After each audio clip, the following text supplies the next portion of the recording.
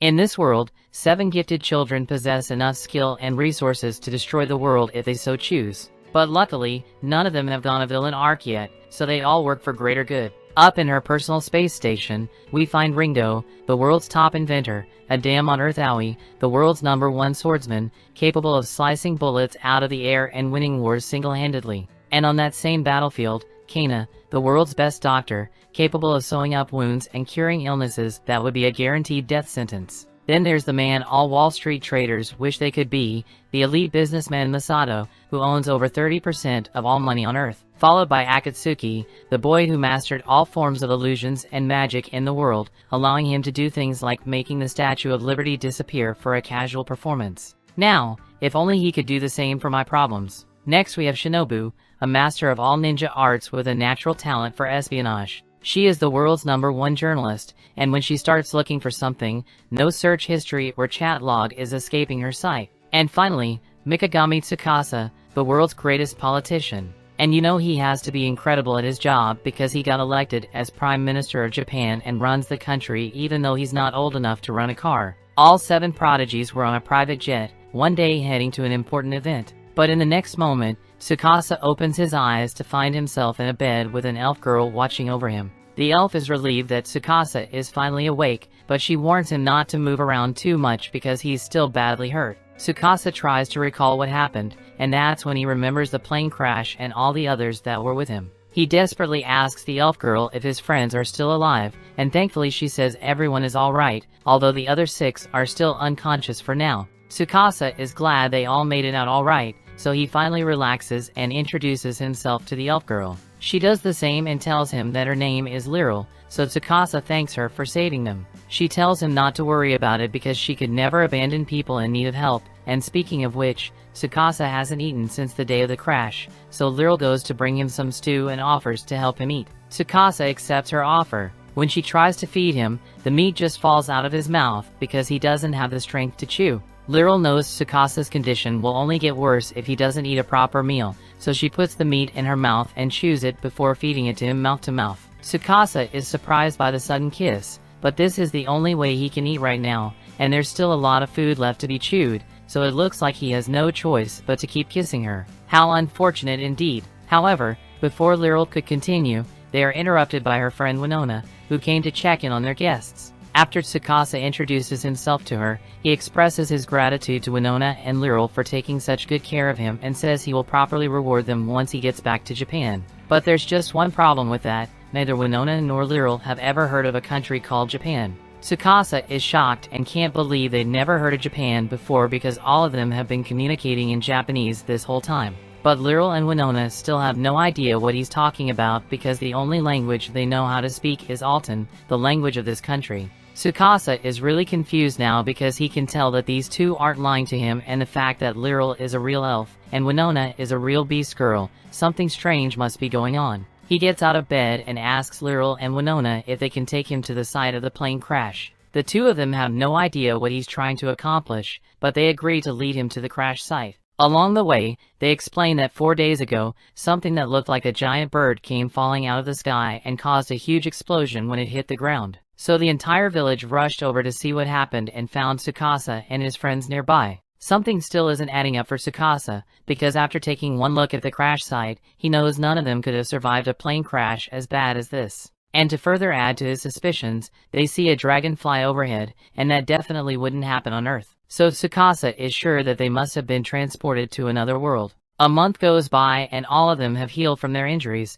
so a feast is held to celebrate their recovery. They all found it hard to believe when Tsukasa first told them that they had been transported to an alternate world, but after all the time, they've grown quite accustomed to life here. All except Akatsuki, because magic was his special thing, and now he's stuck in a world where everything is magical. Lyril asks them if the world they came from really doesn't have any magic or Buma in it, but Shinobu doesn't know what Buma means, so she asks for an explanation. Lyril explains that Buma are people who have animal features and strength to match their physique, while the 7 of them would classify as Huma. And while rare, it is possible for Huma to use magic. Tsukasa in the other situation reminds Winona of an old legend of the 7 heroes. Apparently they came from another world and saved this land from an evil dragon that had been terrorizing it. Winona's son, Elk, suddenly gets up and yells that there's no way these freeloaders are the 7 heroes. Winona tells Elk to stop being rude to their guests, but Elk is the village treasurer, and he says they don't have the money to be holding feasts like this for a bunch of strangers. He then storms off and Winona apologizes for Elk's behavior,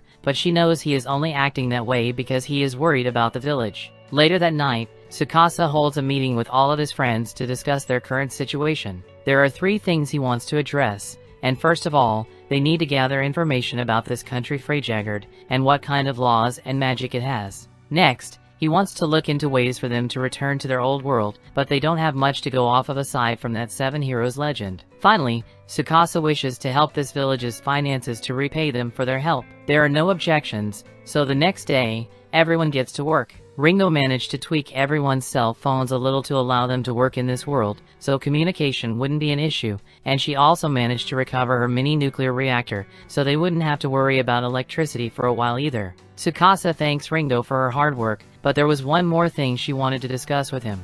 Around the crash site, there's a lot of bauxite ore, so Ringo was hoping to create some aluminum from it, but she'll need some extra materials to get it done. Tsukasa understands, so he says he will ask Masato or get the materials for her, but all of a sudden he hears Winona yelling by the city gate. There are a bunch of soldiers here, and they're trying to extort some food and money from the village. One of the Imperial Knights tells Winona that she should show gratitude for their protection, since if she gets on the bad side of the Night Order, who knows what could happen to this village. So he says all he wants is a little hospitality in return as he starts reaching for Winona's chest. However, before the knight could grab Winona, Tsukasa steps in front of her and politely tells the soldier that he's a worthless loser and they don't want him in the village. The soldier is greatly offended that a random child would dare to oppose him, so he orders his men to draw their swords and teach him a lesson. However, all his men have already been knocked out by Aoi and Shinobu, so the captain is on his own now. Tsukasa asks him if he still wants to go through with this,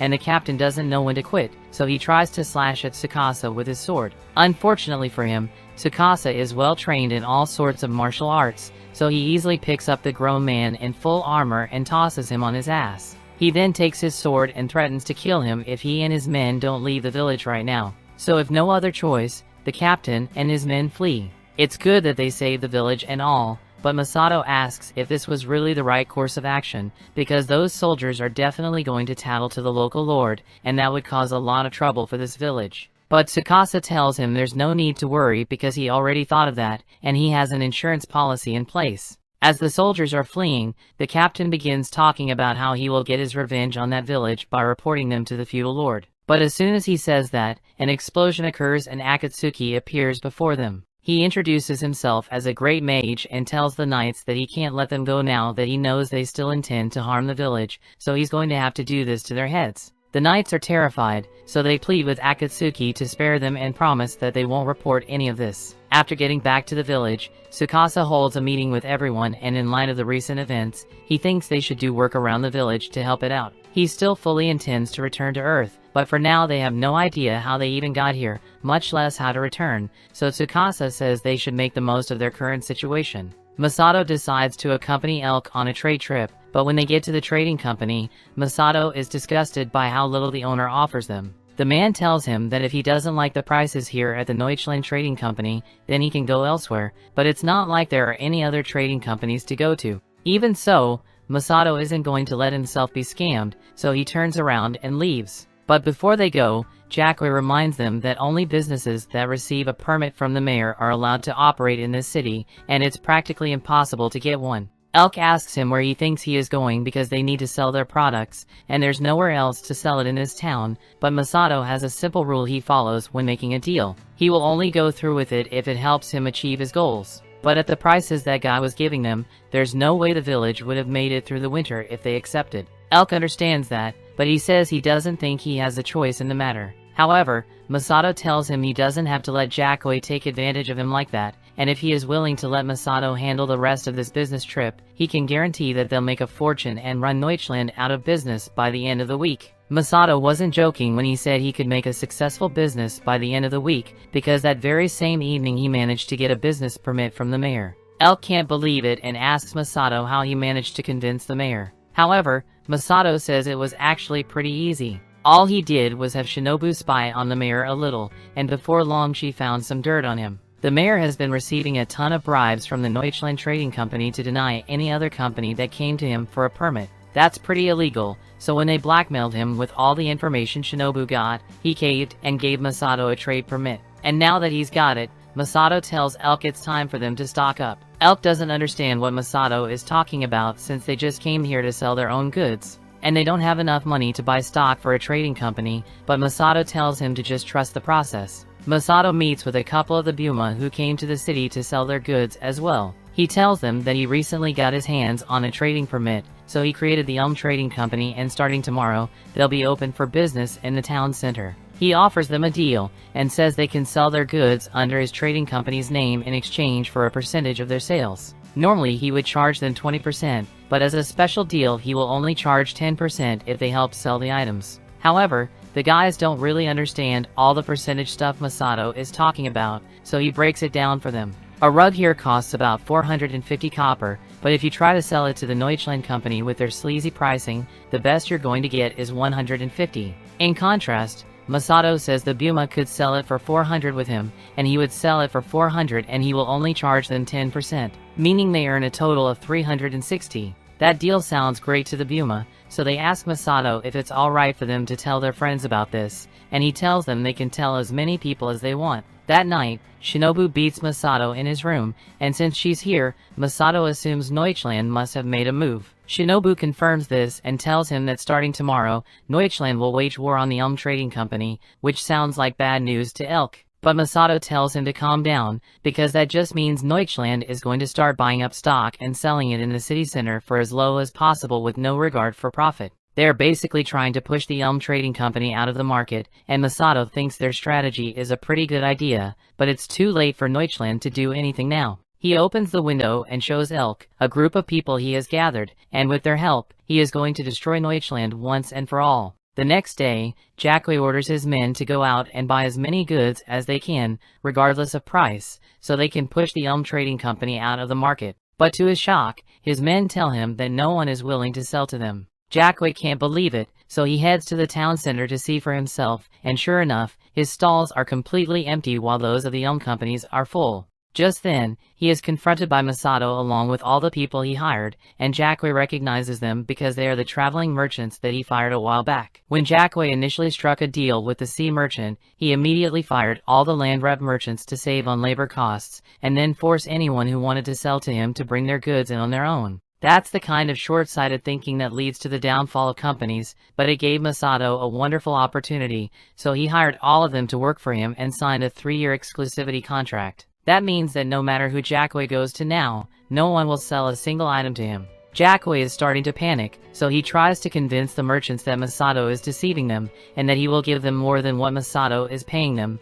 but they are already aware of that. In fact, Masato personally told them that they would get more money if they decided to sell to Jacque. But they also know that Jacque is a slime ball, so even if he gives them a good price now, he will go back to his usual rip-off prices when the trade war ends. They don't trust him anymore, so they would never go back to working with him. Masato then walks up to Jacque and tells him that the most important thing in the business world isn't money, it's trust, and Jacque threw away all the trust he had when he ripped off his loyal patrons for a little extra money. Masato said he would crush the Deutschland Trading Company within a week, and he is on the verge of doing exactly that. But Masato doesn't think it's such a good idea to let Deutschland go bankrupt because he doesn't want to run a monopoly. So he says he is willing to discuss some terms for the future of Deutschland's operation in dormant, but he fully intends to take advantage of Jacque as much as possible. Later that day, Masato is playing a little game with Ryu when Elk approaches him to ask a question. He wants to know why Masato chose to spare Jacque's company, so Masato tells him it just wasn't worth getting rid of Deutschland entirely. For one, their company can't afford to keep all the traveling merchants employed, so Masato's plan was always to scare Jacque into giving the merchants a better deal. Back at the village, Shinobu gives Tsukasa a report on the things he asks her to investigate. First, the magic in this world is categorized into the 4 elements, fire, water, wind, and earth, and it does exactly what you would expect, but people who can use magic are actually really rare. For example, in the territory of Findolf, the only person who can use magic is the mage officer living in the Lord's castle. Tsukasa asks her if she has learned anything about the magic that brought them to this world. But Shinobu still hasn't found much since information on magic is pretty scarce. However, there's one other thing she wanted to talk about. It looks like it won't have much luck following the legend of the 7 heroes. When Shinobu was looking into the heroes, she discovered a religion called the Seven Light Faith that was related to the heroes, but it was destroyed over 500 years ago by the Freyja Empire, along with all other religions that existed at the time. This was done so the Freyja Empire could have total control over all the people, so there are almost no traces of religion left in the empire. Even so, Tsukasa says it might be their only lead on finding a way back to Earth, so they have to keep looking, even if it means searching every inch of the continent. However, Shinobu tells him that searching the continent is going to be difficult because the region they're in requires them to get a travel permit from Marcus Findolf to leave, and Findolf is a major jackass, so dealing with him is going to be difficult. Just then, Akatsuki comes running up and informs everyone that a group of villagers went out hunting earlier today, but they ran into something called the Chief of the Forest, and they're in big trouble now. Tsukasa, Aoi, and Kana immediately rush out into the forest to offer their assistance, and they find the group of villagers just as a giant bear is about to kill them. Aoi jumps up and kicks the bear in the back of the head to knock it off the edge of the cliff, and then she jumps down after it to finish it off. The villagers are surprised that she would go after the bear by herself, but Tsukasa tells them she's a master swordswoman, so she'll be fine. Right now, he's more concerned about their condition and asks if any of them are hurt. But while the 3 villagers are alright, Chief Olga wasn't so lucky. His heart already stopped beating a few minutes ago, so the villagers fear that it is too late to save him, but Tsukasa tells them that a stopped heart is a minor issue with Kana around. Kana assesses Olga's condition, and to put it simply, his body is cooked. All of his ribs are broken, his guts are hanging out of his body, and his heart has been stopped for 3 minutes now. But even with all this, Kana doesn't seem worried, so she says she will begin the operation right away. Meanwhile, at the bottom of the cliff, Aoi is still clashing with the bear, and one swift strike, she's able to cut its head off cleanly. And at the same time, Kana begins cutting into Olga to fix him up. No idea where she got all the equipment, but she manages to seal up all his wounds in a matter of minutes, and now the only thing left to do is restart Olga's heart. But she doesn't have a defibrillator, so she manually grabs Olga's heart and starts squeezing it until blood starts circulating again. After that, Kana closes Olga up and tells everyone that he should wake up in 2 to 3 days. Things seem to have gone well here, but while back at the village, more trouble is brewing. A group of knights pull up led by the chief knight, Enzagi, and he immediately orders his men to arrest everyone in the village. He heard about all the money they made from the Elm Trading Company and says he is charging everyone in this village with treason and accuses them of earning money illegally. But after Masato informs him that they earned that money perfectly legally and he has all the proof necessary, Enzagi just says, "Nah, you all are poor,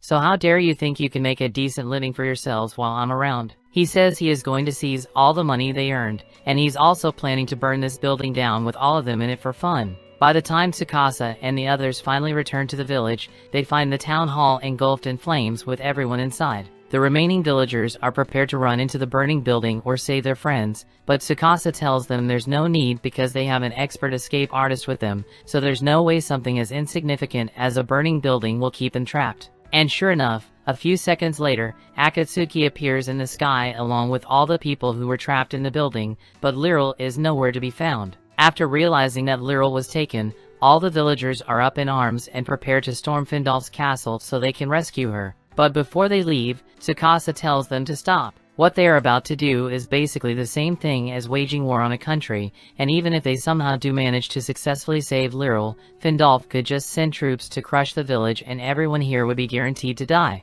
Right now, the only life that Findolf cares about is that of Lyril, so Tsukasa says he can negotiate with Findolf to ensure the village's safety in exchange for sacrificing Lyril. Elk is enraged that Tsukasa would even dare to say something so messed up, but Tsukasa doesn't like it either. He can't bear to abandon Lyril, but objectively speaking, it would be the best way to ensure the survival of the village. And as a politician, Tsukasa is obligated to do what's best for his people. Winona understands that Tsukasa is just trying to look out for them, but she tells him that she would rather die fighting than abandon her friend, and all the other villagers agree with her, so they ask Tsukasa to help them rescue Lyril. Tsukasa warns them that there will be no going back if they go through with this, but as long as they are willing to accept the consequences, then he swears to them that he and his friends will help them rescue Lyril. But to do it, they are going to have to destroy the world as they know it. Meanwhile, over in Findolf's castle, Enzagi has just presented Lyril to Lord Findolf, and Findolf's fat ass is extremely pleased. He promises to reward Inzaghi for bringing him such an erotic plaything,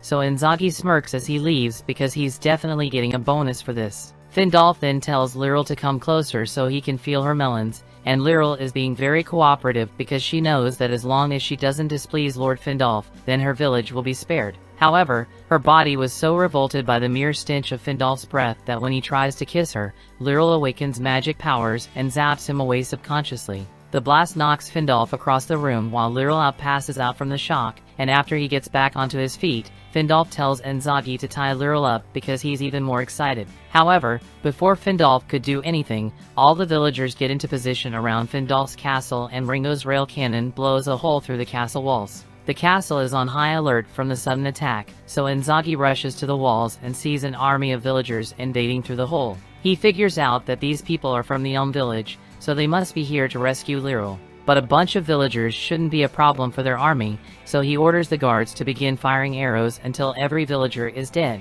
However, every single arrow gets deflected because all the villagers are armed with full-body shields. Inzaghi is shocked because a shield that big should be too heavy to lift, and normally he would be right. But Masato tells him that their inventor, Ringo, created something special for them. By mixing aluminum and several other metals that caused me to flunk chemistry, she was able to create a super light and durable metal from the modern world, duralium. And with weapons made out of this stuff, there's no way they will lose to a bunch of arrows. Inzaghi tells his men to keep pushing forward because they still greatly outnumber the villagers. But their numbers advantage isn't going to make much of a difference with Aio on the battlefield. She begins cutting through the soldiers like cardboard, and Winona joins in to further add to the carnage. Meanwhile, Tsukasa and Shinobu have successfully infiltrated Findolf's castle thanks to some intel Shinobu got about his secret passage. They make their way down the halls and head for Findolf's room, since that's most likely where he is holding her hostage. But as they are about to turn a corner, Shinobu notices something coming,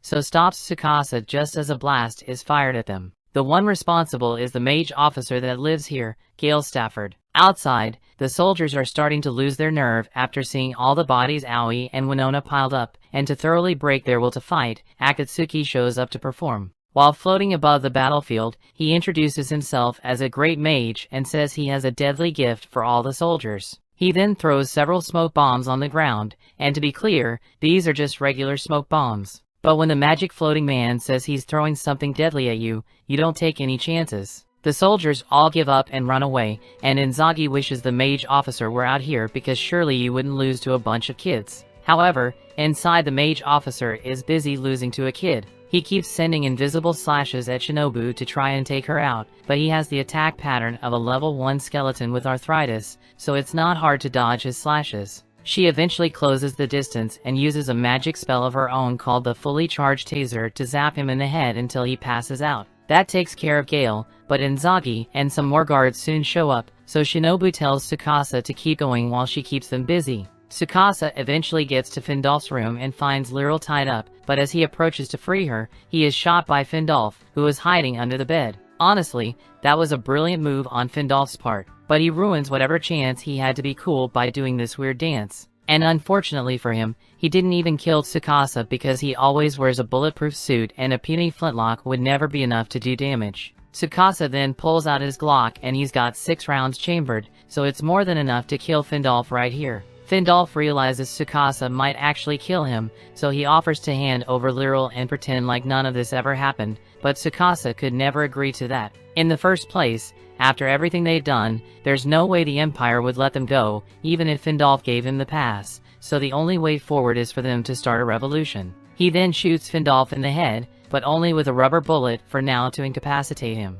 Tsukasa then goes to check on Lyral, but as he frees her, her eyes begin to glow blue and her voice changes. It's almost as if a being is speaking through her. The being faintly says it doesn't have much time left, but it leaves a warning, telling Tsukasa that the world is being consumed by the evil dragon again, so it's up to the 7 heroes to save it. After saying that, the being vanishes and Lyral wakes back up. She is confused when she sees Tsukasa holding her, but then she sees Findolf on the floor and pieces together what must have happened. She begins crying because she knows this means there will be a lot of trouble for the village because of her. But while there definitely is a lot of stuff that needs to be done, Tsukasa assures her that they'll get through it together. The first step to building a democratic nation is to get the people on board, and what better way to gain the people's cooperation than with hot bunny girls on stage. Aoi and Kana address the people of Dormant, and then they are here to introduce them to a god. And just then Akatsuki then appears from a puff of smoke. He floats up into the air and begins a magic show to convince the people that he is in fact a god.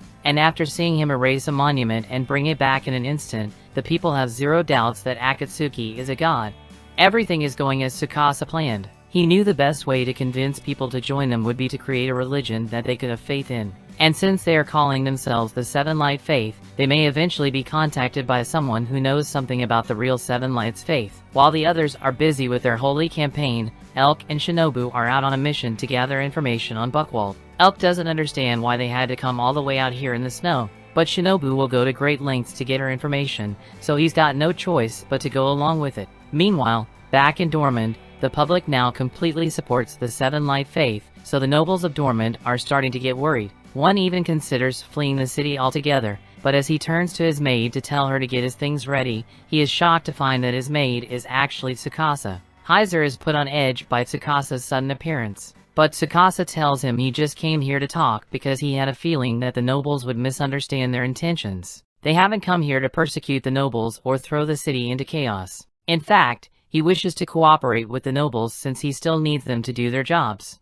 And of course he will ensure that they are properly compensated for their work. The alternative here is fleeing the country and leaving behind everything he has built, so Heiser ultimately agrees to Tsukasa's proposal and asks him what he wants from him. Tsukasa says he just wants Heiser to continue his duties as the city's mayor and pledges allegiance to the Seven Light Faith. The next day, the group's holy truck pulls up in the city square again, but this time, instead of bunny girls, it's Heiser who declares that from today onward, the city of Dormant will be governed by the Seven Light Faith. The people already fully support the Seven Lights, so they're ecstatic to hear the news, but some of the city knights aren't as pleased. That night, Tsukasa holds a meeting with everyone to discuss their objectives, but before that, everyone takes a moment to make fun of him for wearing a maid outfit. Ringo is still obsessed with Tsukasa, so she really likes the picture, and Masato says he will send her a copy for her personal collection. But anyway, back on topic, since they've established themselves as a god and as angels, Tsukasa tells everyone to take a break and leave the rest of the operations to him. But since Akatsuki is their god, they can't have anything bad happen to him, so Tsukasa asks Aoi to guard him at all times, and she swears never to leave Akatsuki's side, even when he's in the bathroom. Kana also mentions that she's running low on medical supplies, and she would like to work on making some antibiotics, so Tsukasa asks Masato to get her the materials she needs. They are also starting to run low on electricity, so Tsukasa asks Ringo to help make a new power station, but she doesn't have enough material for another nuclear power source, so she's just going to have to make do with thermal. Now there's just one more matter to deal with. Tsukasa plans to integrate all the city guards into one knight's order. But to do that, you will need a knight captain, and he knows the perfect person for the job. Meanwhile, Shinobu is still out on a mission to gather as much information as possible, and she's buttering up some Imperial Knights to see what they know. And apparently the Empire is going to send an army to attack the rebels in Findolf, all under the orders of Lord Gustav. After a long day of espionage, Shinobu returns to her room with Elk and tells him what she heard about Gustav. Apparently he's a special mage officer, he's apparently a walking natural disaster, but there isn't much information about how good he really is, so Shinobu plans to go meet him herself, and she's dragging Elk along with her. Meanwhile, in Gustav's castle, Inzaghi appears before him to ask for his help in reclaiming the Findolf territory. And Gustav fully intends to do that, but he is disgusted by Inzaghi's failure, so he beheads him on the spot. Tsukasa holds a meeting with all the nobles of Dormant to inform them that he's going to be abolishing the current class system. He asks if there are any objections, but even though some aren't happy with the reform, no one speaks up, so he moves on to the next item on the agenda. He has some tax reforms that he wants to be implemented immediately, so he needs the nobles to help him. Several hours of work later, Heiser goes to Tsukasa's office to inform him that the tax reforms have been implemented, so Tsukasa thanks him for his hard work. But there's something Heiser has been wondering about. Since he started working for Tsukasa, he doesn't think Tsukasa has taken a break or gotten some sleep even once, and it has been several days already. Back at the village, the chief is finally back on his feet and Winona is glad her father is okay. But Kana reminds him that he can't go overexerting himself, otherwise she'll have to put him back to sleep. Just then, Kana hears a door open and sees Rue on the floor, barely conscious and reciting math like her life depends on it. Rue goes back to normal after they get her some food and water, but Kana asks what she was doing that made her so exhausted. Rue explains that Masato was giving her a math test, so she's trying her hardest to memorize the multiplication table. Winona and the chief understand why Rue is struggling so much since they aren't very good at math either. But they assure Rue that even if she can't do math, she can still be just like them. But Rue decides studying might not be so bad after all. Elsewhere, Tsukasa and Masato head over to the new thermal power plant Ringo is building to see how things are going, and it's pretty much done, so Ringo's AI says they'll be starting up tomorrow. That takes care of their power situation, so Ringo says she's going to start working on her next project. Masato asks what next project Ringo is talking about, so Tsukasa explains that she is going to make some production machines for weapons, so they can prepare for the battles that will come once winter is over. He plans to equip the soldiers with guns and modernize the military a little, but he's not going to go full auto because he'd like to avoid interfering too much in this world's technological advancement. Besides, he's much more concerned about getting an aerial defense system up and running. Masato doesn't understand why they would need an aerial defense system, since there are no missiles or jets in this world. But Tsukasa reminds him that magic and dragons exist in this world, and a few days ago he got a report from Shinobu telling him about a man named Gustav and his Heaven's Flame spell. The spell supposedly has the firepower to set an entire city ablaze in one hit, so Tsukasa wants to be ready in case they have to defend against it. Just then, Lyral comes walking up the hill and Tsukasa is surprised to see her since he thought she went back to the village with the others. But since this whole war started because of her, she wanted to be as useful as possible to everyone, which is why she is working to distribute food to everyone right now. And if it's not too much trouble, she would like to have lunch with Tsukasa to thank him for saving her. Tsukasa appreciates this sentiment, but unfortunately he says he has an important meeting to attend, so he has to head back to Dormant immediately. It doesn't take a genius to realize that Lyral just got curbed, so she wonders if Tsukasa is mad at her for something. After all, she was the whole reason this was started in the first place, but Masato tells her that isn't the case. Tsukasa is just feeling guilty because he initially suggested that they abandon Lyral to avoid this war. Of course he wanted to save Lyral, but he is the kind of person to put the safety of the majority first and foremost, even if it means sacrificing the people he cares about. Later that night, Tsukasa receives a report from one of the nobles who he had asked to perform a building age assessment. He thanks the man for his hard work and tells him to take tomorrow off and get some rest. But as Tsukasa tries to get up from his desk a few minutes later, he stumbles a little because 2 weeks of no sleep is starting to catch up to him. Just then, Lyral shows up at Tsukasa's door and she asks Tsukasa if he has a moment to talk. Tsukasa tries to get her to go away by saying he's about to go to bed, but Lyral isn't taking no for an answer and comes in anyway. Tsukasa is surprised by how assertive she's being, so he asks her if this is really that important. And to Lyral it is because she says she's not leaving until Tsukasa lets her repay him. Tsukasa tells her she doesn't have him anything because he initially chose to abandon her. Lyral is already aware of that, and it doesn't bother her in the slightest. If it meant protecting village, Lyral was willing to put up with whatever Findolf might have done to her. But at the end of the day, Tsukasa came to save her, so she owes him at least a little gratitude. Tsukasa tells her he isn't the kind man she thinks he is. He practically killed his own father after all. When Tsukasa was young, he admired his father, who was a prominent politician. However, one day he discovered that his father was using his power to do some highly illegal stuff. Tax evasion, bribery, ditty parties, he was part of all of it. Tsukasa couldn't overlook all the deception and corruption, so he chose to do something about it and set to work investigating.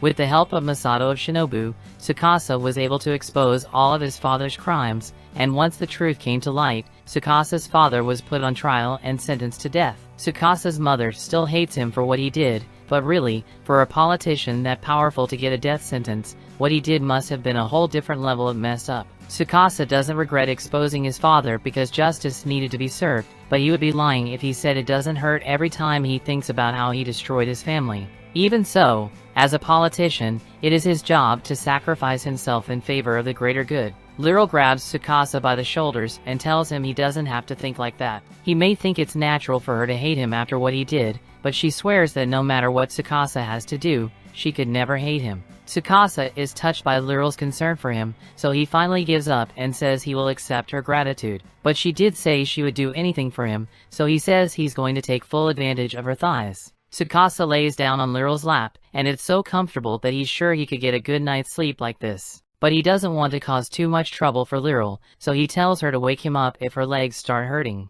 But as Tsukasa is sleeping on Liril's lap, Ringo sees the whole thing, and she's totally jealous, so she runs off and tries to get her mind off it by doing more work. Meanwhile, on Elk and Shinobu's recon mission, they make a stop at a town of friendly people. These people are so friendly, in fact, that they host a feast for the two of them and refuse to let them go a full minute without a new glass of wine. As a result, by the time Elk and Shinobu are both done eating, Elk is slightly drunk and Shinobu is extremely drunk. So Esmeralda takes them up to a guest room and says they can rest here for a while. Shinobu gladly takes her up on the offer and jumps into bed. But as Elk is about to do the same, he is approached by Esmeralda's daughter, Melinda, and she tells him he should hurry up and leave this village already, but Elk doesn't understand what she's talking about. Before long, she's fast asleep on the bed, or at least that's what she wanted the villagers to think. Shinobu has only been pretending to be drunk to trick Esmeralda, so as soon as they are alone, she goes to wake Elk up. But he's still kind of drunk, so to snap him out of it,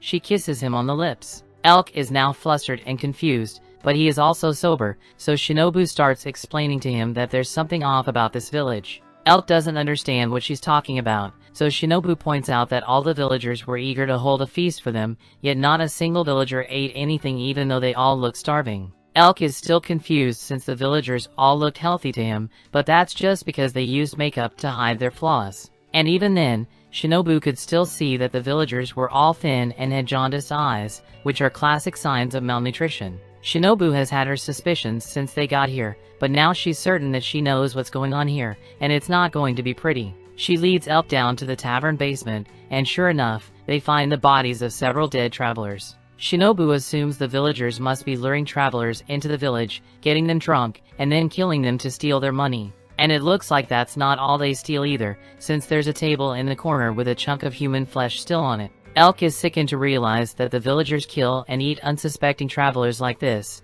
but just as he and Shinobu start thinking of their next plan of action, they hear a huge commotion outside. All the villagers are in a rush because the Imperial Knight's order is here to conduct an inspection under the command of the Silver Knight Jean. All the villagers line up outside and are instructed to perform a rehearsed greeting. But just as they were about to leave, a knight stopped Esmeralda and Melinda because he saw a spot of dirt in Melinda's clothes, and under the law of Oslo El Gustav, all residents of his territory must remain clean and beautiful at all times. Jean tells Esmeralda that Melinda has broken the law, and as such she must receive punishment, so the knight grabs her and starts beating up the little girl with joy.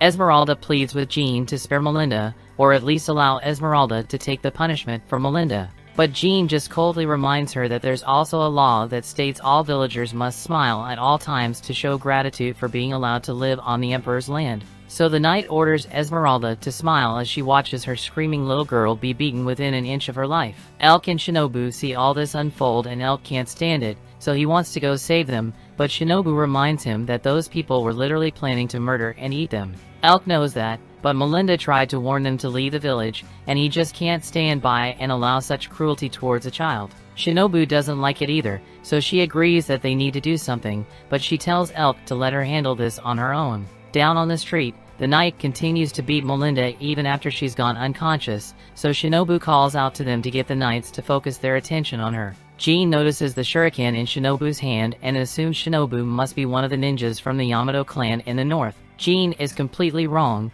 but Shinobu decides to play along with it and says she's willing to offer Jean a deal. Even with Shinobu's skill, she probably couldn't defeat everyone here, but she could definitely kill at least half of them, including Jean. However, she tells Jean that if she lets Melinda go, then she will surrender without a fight. Jean accepts the deal, so she tells the knight to release Melinda to Esmeralda, and true to her word, Shinobu drops her weapons and lets herself be captured without a fight. Shinobu is later taken to a fortress where she is tied up in a torture room, presumably so she can be interrogated. She could easily escape from her chains if she wanted to, but she's more interested in gathering information from the Imperial Knights, and it looks like the first one she's going to have to deal with is Jean. Meanwhile, back at the village, Esmeralda has just finished treating Melinda's wounds, so she turns to Elk and thanks him profusely for saving his daughter. But Elk simply responds, saying he saw what's in the basement. Esmeralda's eyes go wide with panic and remorse. She knows there's no way she can be forgiven after what she has done,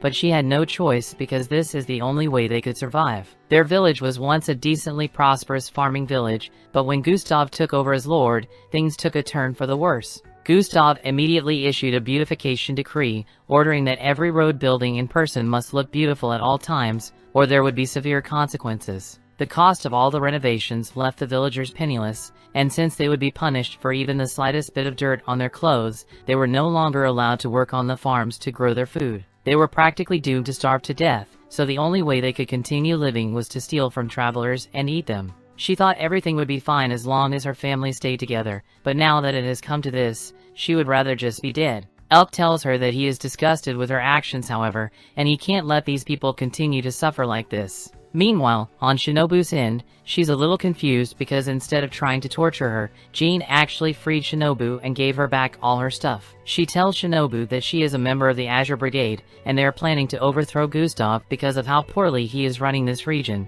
so she asks Shinobu to help them put an end to Gustav's reign of terror. Meanwhile, over in Gustav's castle, he is marveling at a statue of the Emperor made out of solid gold. He thinks it's so good, in fact, that he orders Oscar to make 4 more statues at once. Oscar is shocked that Gustav would request such a thing, so he points out that making this one statue has already put a tremendous strain on the finances of this region. In fact, it's not uncommon for them to resort to killing and eating travelers to survive. But Gustav hears all that, and all he is wondering is how that's supposed to be his problem. He doesn't care what happens to those filthy peasants, because the only person that matters is their glorious emperor. He also asks Oscar if the rebels in Findolf have been dealt with yet, and while over 100,000 troops have been prepared, the Rurik Mountains are hard to cross, so they are waiting for spring to come so they can launch the attack. Gustav is enraged to hear that those rebels haven't been dealt with yet, so he decides to take matters into his own hands and launches the Sun Spear at Findolf without hesitation. Over in Findolf's, the aerial defense unit that Ringo made picks up the incoming Sun Spear, so she tries to intercept it with her missiles. But the spear literally dodges the missile and lands right in the middle of town. As the spear hits the ground, a giant fire visage of Gustav appears in the middle of the town and starts burning everything to the ground. Both the nobles and the people begin to panic, but Akatsuki manages to calm them down and assures everyone that the Seven Lights Faith will handle this. Tsukasa already came up with defensive procedures in case something like this happened, so the first priority is to get all the citizens evacuated to safety, after which the group heads out to deal with the problem. Tsukasa had the roads widened a few weeks earlier because of the possibility of this situation, and thanks to that, the fire seems to have stopped spreading, so they are about ready to start trying to put it out. But unfortunately, Gustav still has control over the Sun Spear, so once he realizes that his flames aren't spreading anymore, he releases tons of fire spirits into the city, causing as much mayhem as possible.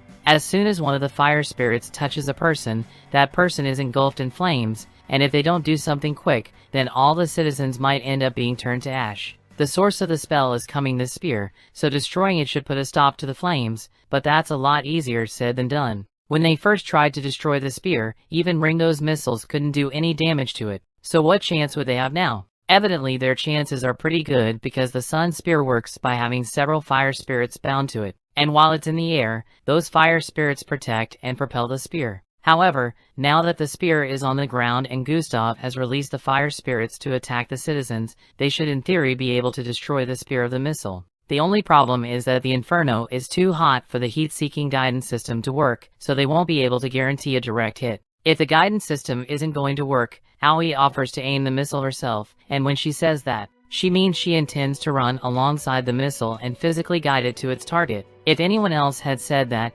Tsukasa would have called them insane, but if it's Aoi, she might actually be able to pull it off, so they get everything ready and Aoi starts running alongside the missile. It gotta be a different type of special to casually run as fast as a rocket, but it's not going to be that easy for her to get the missile to the spear, since there are still a lot of flame spirits blocking the path. Aoi has to act quickly if she wants to avoid those spirits, so she digs her heels into the ground and proceeds to drift the missile. She eventually makes it to the spear, and once she has a clear line of sight, she lets go of the missile so it can hit its target. However, Gustav's visage sees the missile coming, so it stretches out his arms to stop it from destroying the spear. However, at the last second, Aoi uses one of her sword techniques to create a miniature tornado which destroys Gustav's flame arms. As clear as the path for the missile to strike, so the Sun Spear is destroyed and the city is saved from the fiery inferno. Meanwhile, back in Gustav's castle, Gustav has just lost his arms as backlash from the Sun Spear being blown out. But this man is fueled by pure rage and loyalty to the Empire,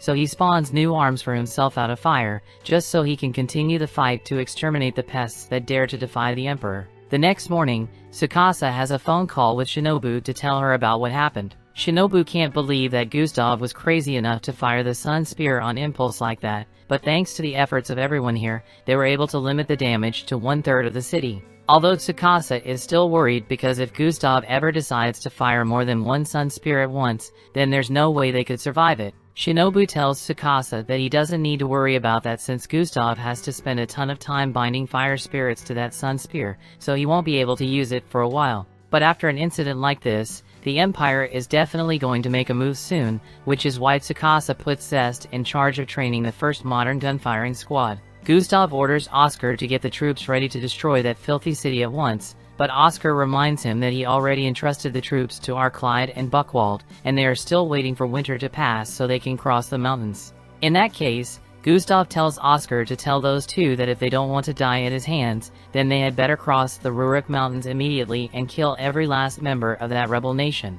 As soon as Arklyde gets the message, he starts marching his men through the treacherous snow, even though he knows it's a bad idea. He admits that Gustav is a powerhouse when it comes to combat, but when it comes to running a region, he's an absolute lunatic. But it's not like there's anything Arklyde can do about it, so he continues with the plan. Once they reach the fortress up ahead, they should have no trouble attacking the Findolf region. But before Arklyde even knows what's going on, two of his men get shot through the head. He realizes that the fortress must have fallen into the hands of enemy forces, and they seem to heavily armed, so Arklyde orders his ground troops to retreat so they can send in the armored cavalry. The armored cavalry is covered head to toe, so bullets wouldn't work against them. However, Tsukasa already planned for a situation like this, which is why he gave Zest troops grenades, and no matter how much armor you've got, a grenade is still going to turn you to Swiss cheese, so Arklyde has no hope of winning.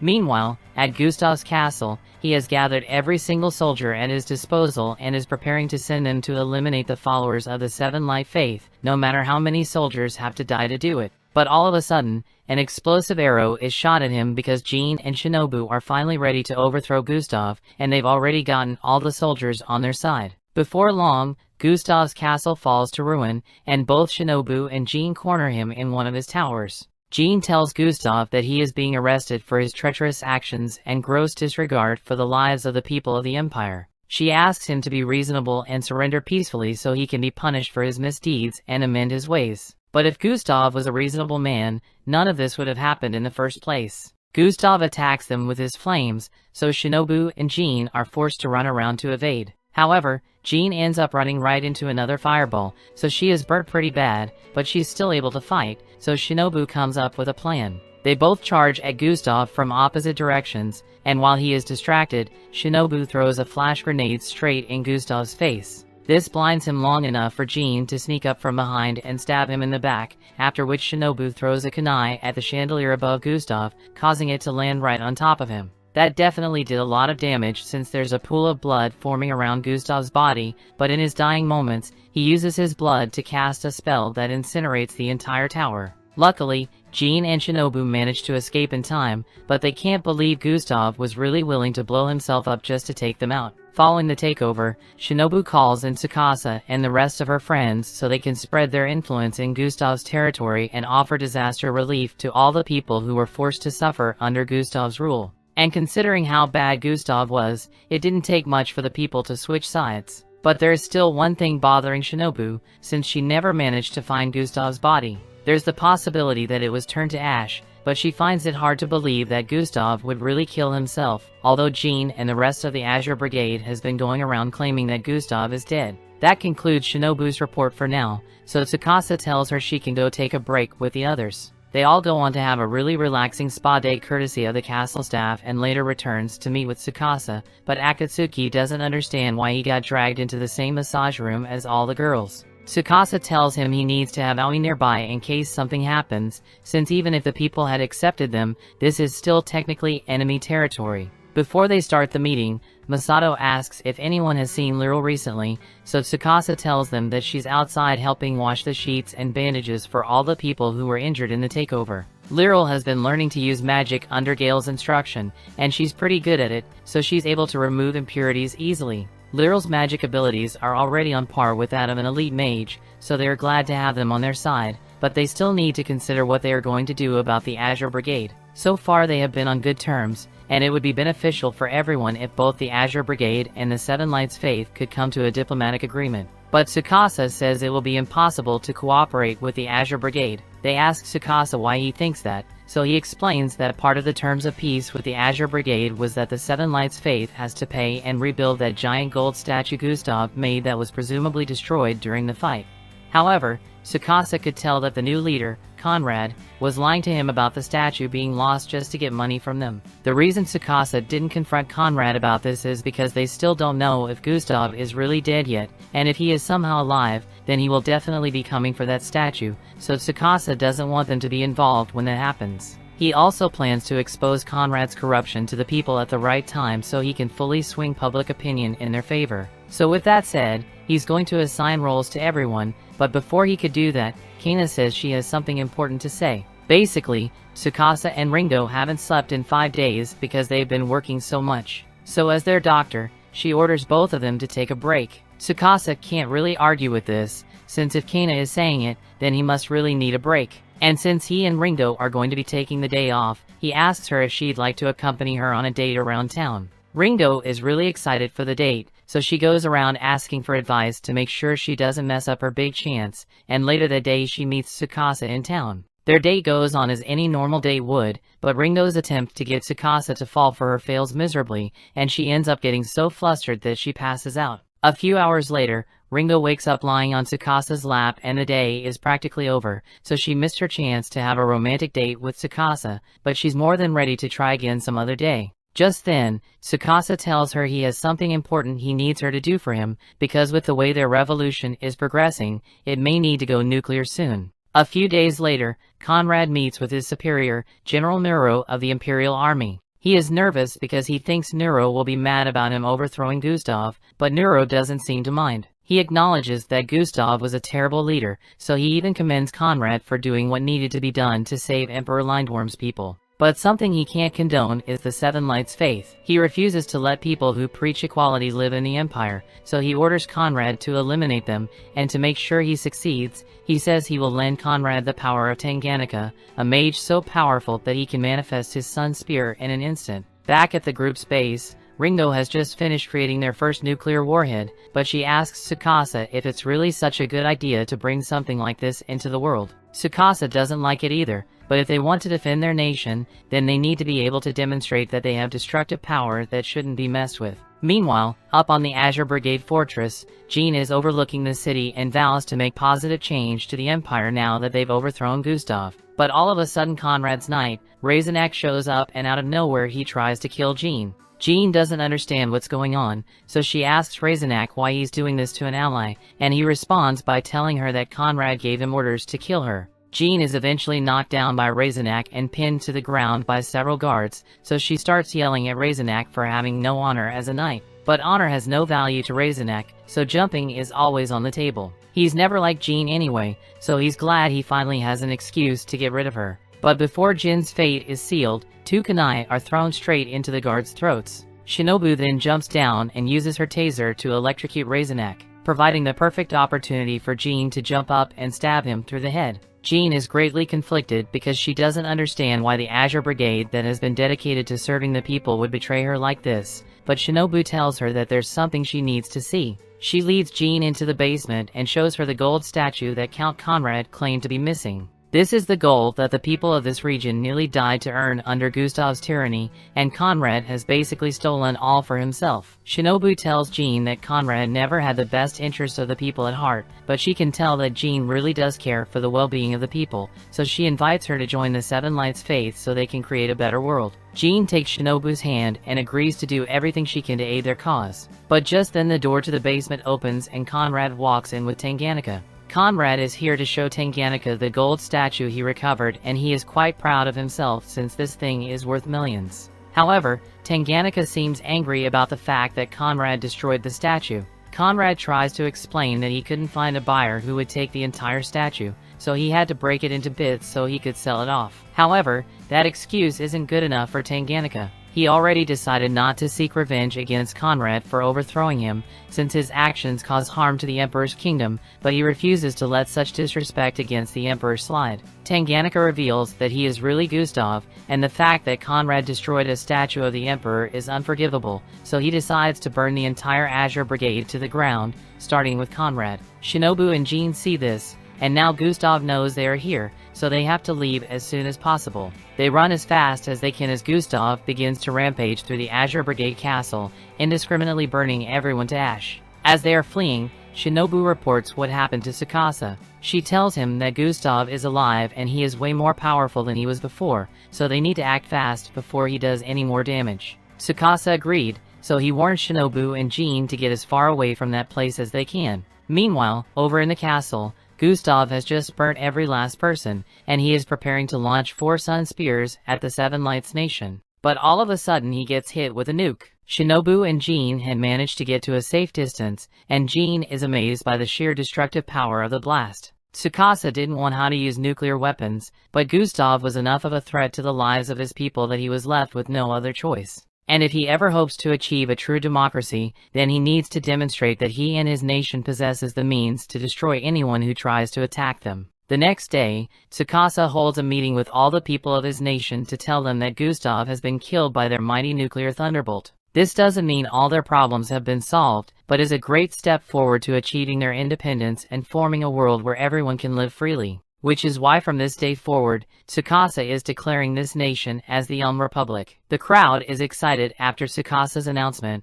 but all of a sudden a pillar of fire appears in the middle of the city and Gustav emerges. Tsukasa can't believe what he's seeing because no man should be durable enough to tank a nuke. There's a gem on Gustav's chest that transforms him into a demon. And now the only thing in his mind is killing those who oppose the Empire, so he prepares to burn the city to the ground. Shinobu runs in to distract Gustav, and when his guard is down, she slips away so Aoi can deliver a final blow to the gem on Gustav's chest. It was a direct hit, but unfortunately her sword shatters before she could destroy the gem, so Gustav survives and begins charging straight for Tsukasa. Tsukasa remains calm and pulls out his gun to start shooting at Gustav, but his bullets are having no effect, so Gustav just keeps getting closer. But just before Gustav could get to him, Tsukasa manages to shoot the gem, completely shattering it and turning Gustav to dust. No one was harmed in the incident, so things go back to normal soon after. But there's still a lot that the group doesn't know about this world and the emperor that Gustav served. So there's a lot of work yet to be done if they truly want to build a true democratic nation. Thanks for watching. Want more anime recaps? Subscribe the channels and turn on notification bell.